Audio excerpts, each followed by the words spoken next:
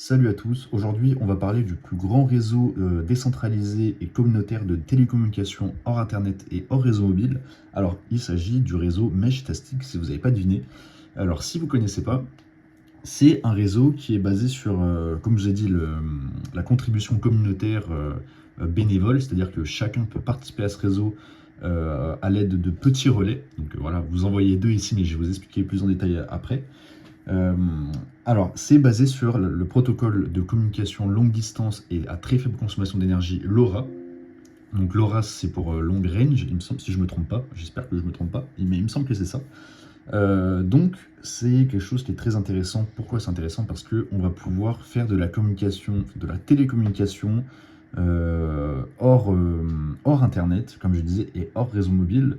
Donc, sans intermédiaire, sans qu'il y ait d'entreprises qui soient intermédiaires de nos messages, en étant chiffré de bout en bout. Donc c'est pour ça que c'est super intéressant. Si vous allez, enfin, si vous, là je vais vous montrer au niveau pratique comment ça se passe. Mais si vous voulez aller voir de la doc, etc., n'hésitez pas à aller voir leur site qui est vraiment très très intéressant pour aller voir le détail de leur techno, etc. Donc aujourd'hui, ce que j'ai, c'est deux modules. Donc je pense que c'est le moyen de contribuer au réseau le moins cher possible. Donc c'est deux modules, des ESP32 S3 qui sont designés pour le LoRa et je pense qu'ils sont designés pour le Meshtastic. Donc en fait, je vais le débrancher celui-là. Je vais vous montrer, on a l'ESP32 qui est juste ici, avec sa petite antenne Wi-Fi Bluetooth, et on a le module LoRa, donc avec une puce, je ne sais pas si on va bien voir, mais on a une puce SX1262, donc c'est du LoRa, avec sa petite antenne également qui fait du 860 à 930 MHz. Donc voilà, c'est assez bien fait, on va juste le monter comme ça directement. Et hop, on a notre petit module qui est vraiment très très compact. Si vous voulez le chercher, il y a le petit lien AliExpress, ça coûte 10 euros. Voilà, c'est ça, c'est pour ça que je dis que c'est pas cher. Il y a le petit lien qui est en description, si vous passez par celui-là pour l'acheter, ça m'aidera évidemment. Donc voilà, déjà le prix d'entrée pour accéder à ce réseau-là, c'est vraiment cool. Également, l'utilisation est vraiment, je pense, au début ça devait être plus compliqué, mais aujourd'hui c'est vraiment très très simple. On n'a pas forcément besoin de connaissances ultra poussées, que ce soit en codage ou en système, etc., pour déployer notre petit relais. Donc voilà, donc j'ai pas expliqué le fondement de ce que c'est. Donc ça va être notre porte d'entrée dans le réseau. Donc en fait, on ne peut pas accéder au réseau avec un téléphone de ce type-là, étant donné que sur ce genre d'appareil, on n'a pas d'émetteur récepteur LoRa. Donc voilà, ce qui est logique parce que ça utilise le Wi-Fi et le réseau mobile, enfin Internet et le réseau mobile, tout simplement. Donc ce qu'on va faire, c'est qu'on va devoir prendre un petit module comme ça, qui nous permet de se connecter au réseau LoRa. Et on va lui mettre un petit firmware spécialisé pour qu'il gère le réseau Meshtastic. Parce qu'en fait, le LoRa, c'est qu'un protocole de communication. Derrière, il faut des protocoles de routage, etc. pour faire un réseau dans lequel on peut faire de la communication. Donc, il y a des modèles beaucoup plus gros que ça. Ça, c'est vraiment le plus petit modèle possible. On a des modèles vraiment qui ressemblent à des téléphones où on peut carrément taper dessus nos messages, etc. avec des notifications comme un téléphone cellulaire, sauf que tout va passer évidemment par le Meshtastic. On a d'autres modèles qui proposent des antennes beaucoup plus grosses. Donc là, l'antenne, c'est juste ça. Voilà, je ne sais pas si vous voyez, mais ça fait cette taille-là, c'est tout petit. On a des modèles qui proposent des antennes avec un gain beaucoup plus élevé, qui permet d'avoir une meilleure portée d'émission et de réception. Mais voilà, donc si on veut agir uniquement en tant que, entre guillemets, client, parce que en réalité, même un client va servir de relais pour le réseau, je vais vous expliquer le protocole juste après, et on peut tout simplement avoir ce genre de petit appareil, et si on est dans une zone avec beaucoup d'autres relais, vu que c'est un réseau maillé, et on va pouvoir communiquer avec le réseau, donc envoyer notre message sera routé à travers le réseau, et on va pouvoir recevoir les réponses ou alors d'autres messages.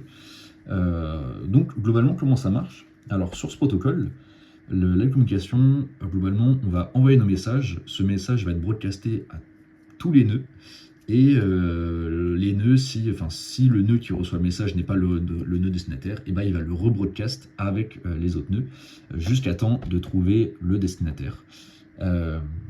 Donc évidemment, les messages si on envoie un message à une personne spécifique, le message sera chiffré, donc tous les nœuds intermédiaires ne vont pas pouvoir déchiffrer le message. Et évidemment, il y a un time to leave, c'est-à-dire que si le nœud destinataire n'est pas trouvé, bah, votre message va tout simplement mourir et le destinataire ne pourra jamais le recevoir s'il n'y a pas de connexion entre vous et le nœud final.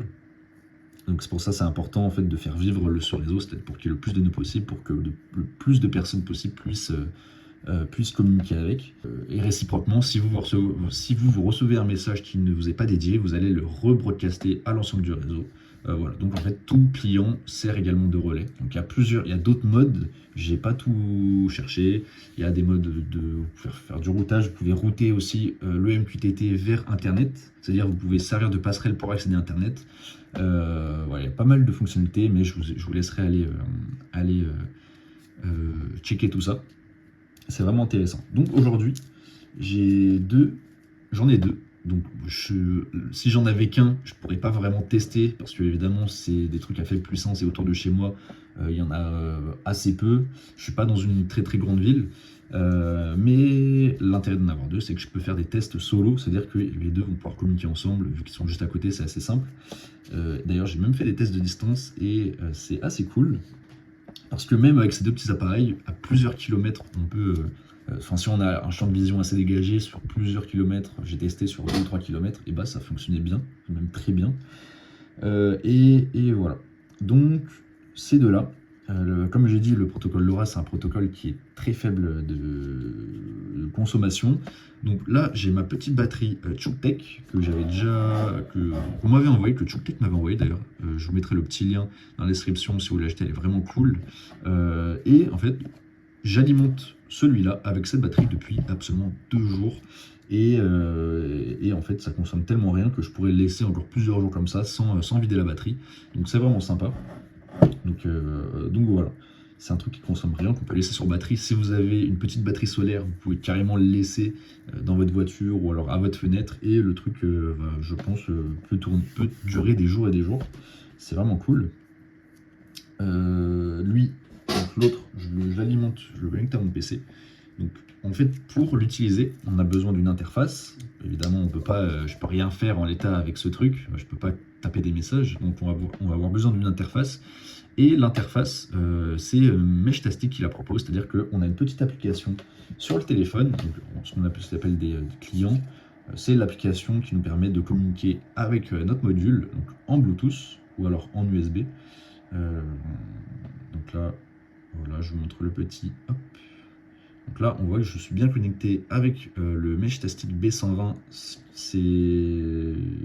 Non, justement, c'est celui-là. C'est celui-ci qui est connecté juste à la batterie.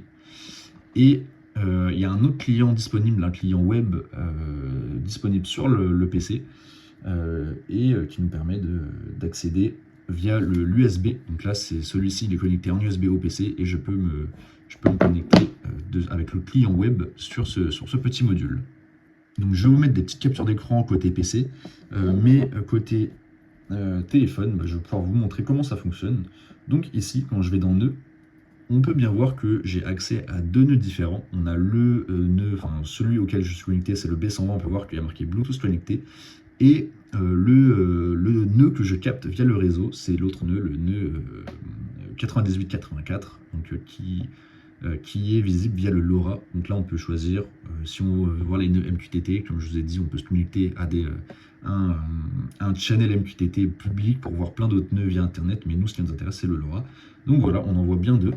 C'est lui, c'est celui-ci, et l'autre, c'est celui-là. Donc ils communiquent bien ensemble. La fonctionnalité de base de communication qu'on a, c'est de la messagerie de base sur l'application. On peut voir que si je vais dans Messages, je vois bien l'autre nœud, et si j'y vais, c'est comme les SMS. Et je vais mettre sur l'autre page, je vais me mettre sur le client Meshtastic. Donc au niveau du client web, c'est quasiment la même interface, juste en version web sur ordinateur. Et donc là, je suis connecté sur les deux, je suis sur l'interface de messagerie sur les deux clients et on va tester un message. Salut, ça va. Hop, je vois salut, ça va. Waiting to be acknowledged, donc c'est-à-dire on attend d'être d'être aperçu par le réseau, enfin d'être validé par le réseau. Et on peut voir un petit message confirmé et je vous mettrai une petite capture d'écran sur l'ordinateur. Bah, en fait, je reçois bien le message. Donc, sur l'ordinateur, je vais mettre une petite réponse. Et là, on va bien voir. Voilà. Oui, et toi, avec la petite notification, c'est vachement sympa. Donc voilà. Je voulais vous faire une petite démo de Meshtastic. Il y a plein, j'ai déjà trouvé d'autres utilités que je pourrais avoir, que je vais vous présenter, qui sont vraiment cool pour d'autres utilités, enfin pour d'autres fonctionnalités, pas que la messagerie. Si ça vous intéresse, n'hésitez pas à venir dans le Discord pour en parler. N'hésitez pas à me demander si vous avez d'autres idées, ce que je pourrais faire en vidéo. Et n'hésitez pas aussi à aller voir les petits liens pour ce module et aussi pour la batterie externe qui est vraiment sympa. Donc n'hésitez pas également à développer le sujet sur Meshtastic, allez voir la doc, etc. Et on se retrouve plus tard peut-être pour ce sujet-là ou alors peut-être pour un sujet complètement différent comme d'habitude.